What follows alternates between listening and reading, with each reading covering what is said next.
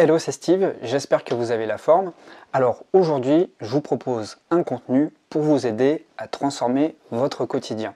Et ce quotidien, vous allez pouvoir le transformer à partir d'habitudes. Et justement, j'ai envie de vous en proposer 5. Ces 5 habitudes, eh bien, je les applique dans ma vie et depuis que je les applique, eh bien, ça me rend un grand service. Bon, en fait, faut que je vous explique, il n'y a pas 5 habitudes, mais il y en a 4. Voilà, je me suis gouré juste au moment où je tournais la vidéo et c'est au montage que je m'en suis aperçu. Donc aujourd'hui, je vais vous présenter 4 habitudes. Alors peut-être que comme moi, il y a quelques années, vous ressentez un certain immobilisme dans votre vie. Vous vous rendez compte que rien ne bouge, que votre vie ne correspond pas vraiment à vos attentes.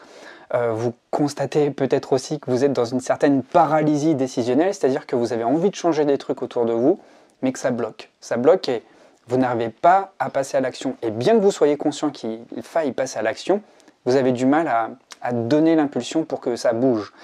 Et le problème dans tout ça, c'est que plus vous restez inactif, plus vous restez ici, là, dans votre tête, et plus ça génère de l'insatisfaction, plus vous êtes aigri. Et au bout d'un moment, lorsque le sentiment d'insatisfaction est tellement élevé, bah là, on n'arrive plus du tout à trouver les ressources pour se bouger, pour changer les choses. En tout cas, pour croire en soi et croire qu'on a les ressources, on a les capacités pour se mettre en action, pour bouger. Et tout ça, c'est vraiment une question de croyance. C'est vraiment avoir la certitude qu'on a tous les matériaux en soi, toutes les capacités, tous les outils pour pouvoir atteindre nos rêves, notre vision. Alors, au bout d'un moment, effectivement, si on est insatisfait, eh bien, on a une vision beaucoup plus terne de la vie qui va déteindre évidemment sur notre motivation puisqu'on n'a plus envie de se bouger. On se dit à quoi bon essayer, de toute façon, ça ne va pas marcher. Donc, le corollaire de tout ça, eh bien, c'est que notre estime de soi est en chute libre et donc la confiance en soi également. Et là, vous vous rendez compte que c'est un cercle vicieux. À moins qu'il vous arrive quelque chose d'exceptionnel dans votre vie, peut-être une grosse claque qui vient remettre en question tout ça, mais si rien ne change, si rien ne bouge, si il n'y a pas un détail dans votre environnement qui vient tout chambouler, il y a peu de chances que vous vous bougiez et que vous sortiez de ce cercle infernal. Alors moi, ce que je vous propose justement dans cette vidéo, c'est de mettre en place ces 5 habitudes et d'observer au fur et à mesure les transformations dans son quotidien. Mais pour ça, il faut déjà être patient et surtout être régulier. D'accord? Et c'est au fur et à mesure de la patience, de la répétition, parce que le secret est vraiment dans la répétition. Il n'y a rien qui tombe du ciel en fait. Vous regardez dans la nature, tout est progressif, tout est cyclique aussi.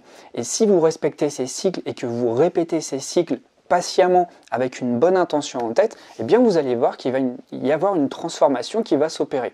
De toute façon, tout se transforme dans la vie.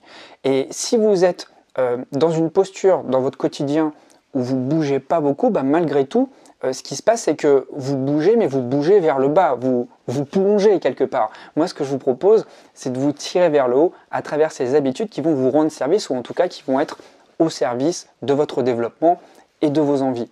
Alors juste avant de vous détailler les 5 habitudes à mettre en place pour transformer votre quotidien, pour les personnes qui sont vraiment au taquet, qui sont prêtes à prendre des notes, etc., juste détendez-vous et laissez-vous imprégner par tous les conseils que je vais vous donner, toutes les habitudes à mettre en place, histoire de voir déjà si ça vous parle, si ça résonne en vous. Et ensuite, en fin de vidéo, je vous invite à télécharger ces 5 habitudes qui vont être présentes dans le premier lien dans la description de la vidéo. Comme ça, vous vous détendez. Vous avez juste à écouter les conseils, à voir si ça vous parle, et ensuite si ça vous parle, eh bien je vous invite à les télécharger, c'est gratuit.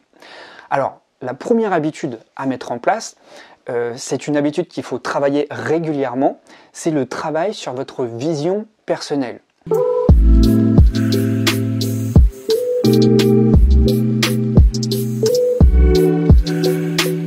Lorsqu'on a une vision personnelle qui est claire, et qui nous enthousiasme, qui nous motive, eh bien c'est beaucoup plus facile dans notre quotidien de corréler les tâches qu'on a à faire au service de cette vision. Pourquoi?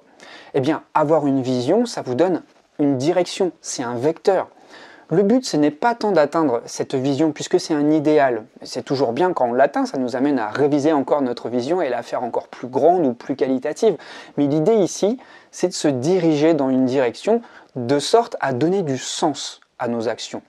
Et souvent, ce qui pêche lorsque vous avez du mal à vous bouger, lorsque vous avez du mal à vous mettre en action, c'est qu'il n'y a pas de sens derrière. Donc s'il n'y a pas de sens, c'est très compliqué de se motiver. C'est très compliqué de se mettre en mouvement parce qu'on se dit à quoi bon se mettre en mouvement? Ça va m'apporter quoi comme résultat? Si ce sont des résultats pour lesquels ça m'importe peu, il y a peu de chances que je m'engage. D'accord?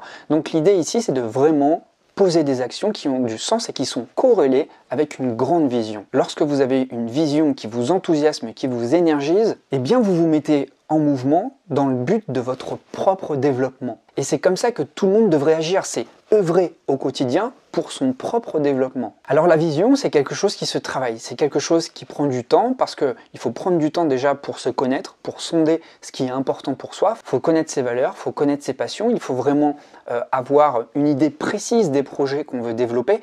Et ensuite, roule ma poule, il y a juste à se faire confiance et œuvrer, c'est-à-dire poser des actions qui vont sur l'autoroute de votre vision. La deuxième habitude à avoir, c'est la mise en place d'habitudes saines et cohérentes avec votre vision.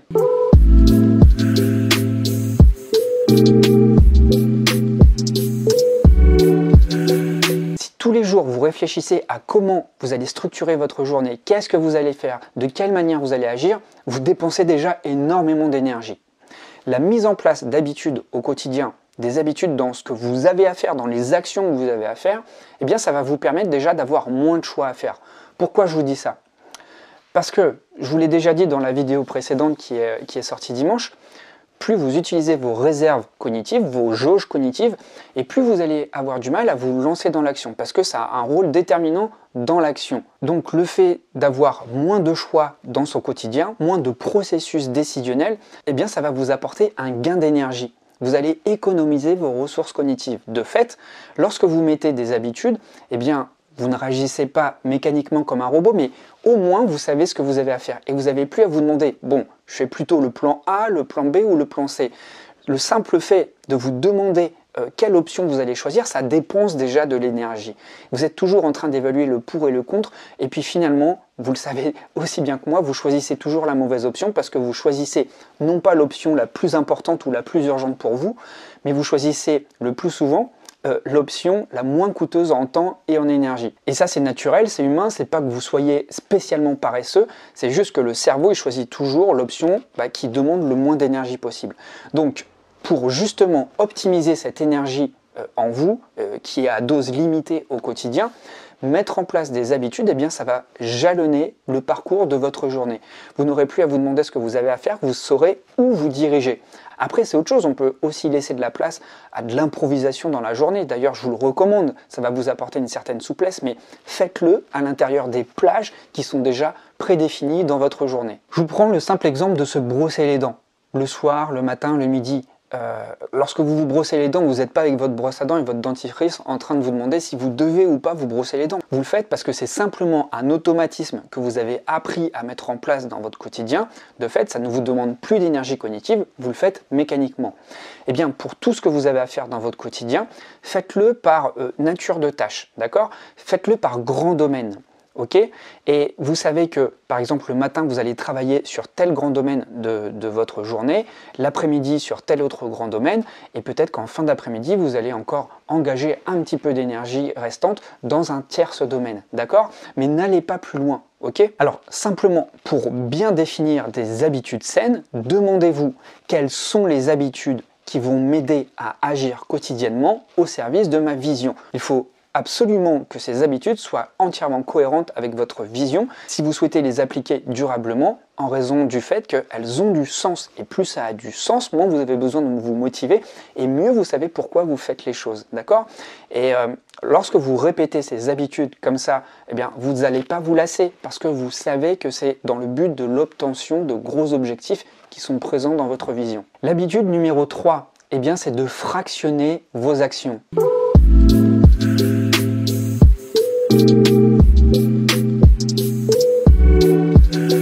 Si vous avez un gros objectif à accomplir dans votre journée, vous avez de quoi vous démotiver. Si le matin vous vous levez et que vous devez par exemple rédiger une thèse, bon là le temps ne joue pas en votre faveur, mais comprenez bien que le fait de regarder directement le sommet de la montagne, c'est complètement décourageant. Donc l'idée ici, c'est de fractionner, de découper son travail et d'y aller étape par étape. Et une fois que vous avez franchi une étape, vous l'avez écrit sur un bout de papier, vous avez écrit peut-être tout le processus, tout le cheminement qui va vous amener au sommet. Une fois que vous avez franchi une étape, rayez cette étape sur votre feuille de route. Comme ça, vous allez aussi avoir visuellement cette sensation de progression. Vous allez pouvoir vous situer dans la journée au fur et à mesure que vous progressez dans votre tâche, en rayant au fur et à mesure les étapes, ça va vous donner bien, cette sensation, en tout cas, vous aurez visuellement la preuve que vous êtes en train d'évoluer. Donc, si par exemple vous avez comme projet d'écrire un livre, évidemment, l'idée ce n'est pas de se lancer dans un premier jet en essayant d'atteindre le sommet, c'est-à-dire clore l'écriture de ce livre. L'idée ici, c'est de se fixer des objectifs quotidiens, étape par étape. Encore une fois, ça peut être rédiger 2 paragraphes, ça peut être rédiger 5 pages, ça peut être rédiger un petit peu plus, 10 pages, mais pas plus. L'idée ici, c'est de vraiment y aller progressivement. Et si vous y allez trop fort, c'est comme aller à la salle et vouloir peut-être plus de muscles. Alors je ne sais pas si ça fait partie des hobbies de l'audience qui me regarde, de vous qui me regardez, mais voilà, c'est un exemple parlant. Si vous voulez des muscles, c'est pas en vous arrachant pendant 7 heures à la salle la première fois que vous allez avoir des muscles. L'idée ici, c'est de vraiment y aller progressivement, mais tous les jours. C'est d'y aller très régulièrement. Donc là, on rejoint vraiment la méthode des petits pas. Et enfin, la 4e et dernière habitude, c'est apprendre à sortir de sa zone de confort.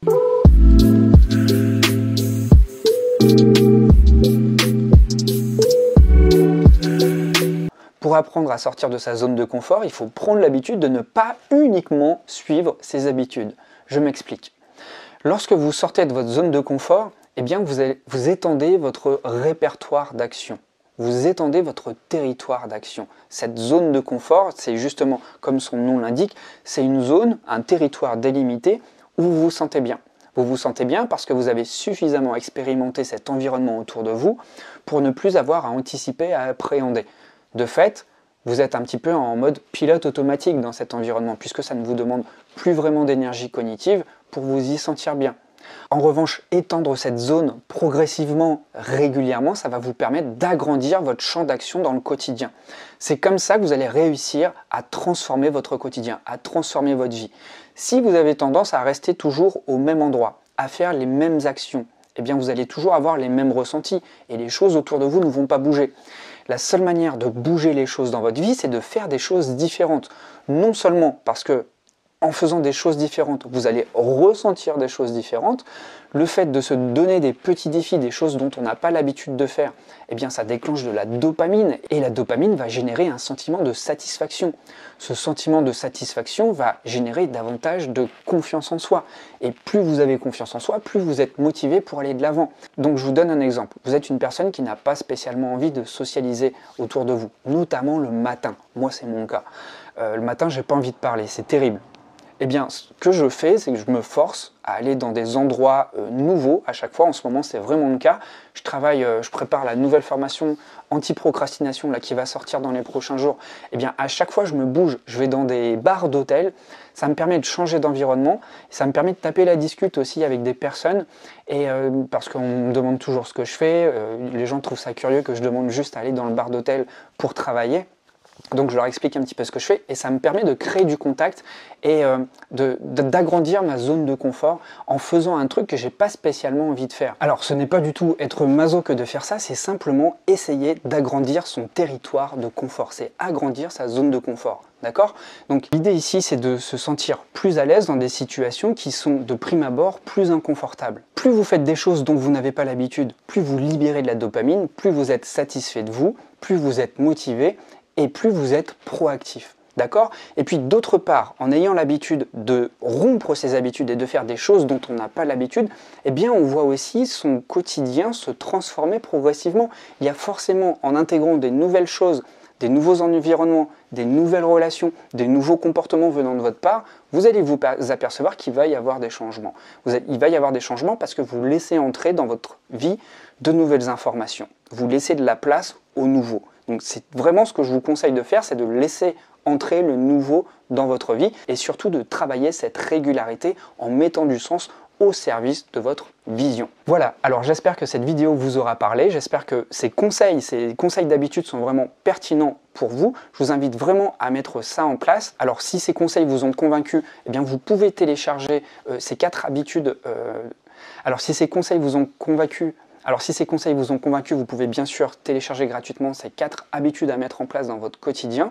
Et je vous invite vraiment à les relire régulièrement et vraiment à travailler votre vision. Votre vision, vraiment, c'est un travail que vous pouvez faire sur plusieurs jours. D'accord? Mais vraiment, accordez-vous un temps pour vous. Si vous ne le faites pas maintenant, de toute façon, vous allez toujours être confronté à cette crise de sens et à ce que vous voulez faire dans votre vie. Et vous allez toujours déplorer que vous n'avez pas la motivation pour passer à l'action. Donc, mieux vaut s'arrêter pendant un moment. Ok? C'est pas grave si ça bouge plus autour de moi. Travailler en profondeur sur soi, sur ce qu'on veut, sur ce qui nous fait plaisir, sur ce qui nous fait vibrer, bon sang. C'est à vous de le faire, c'est pas aux autres de le faire, c'est votre responsabilité, c'est un engagement personnel.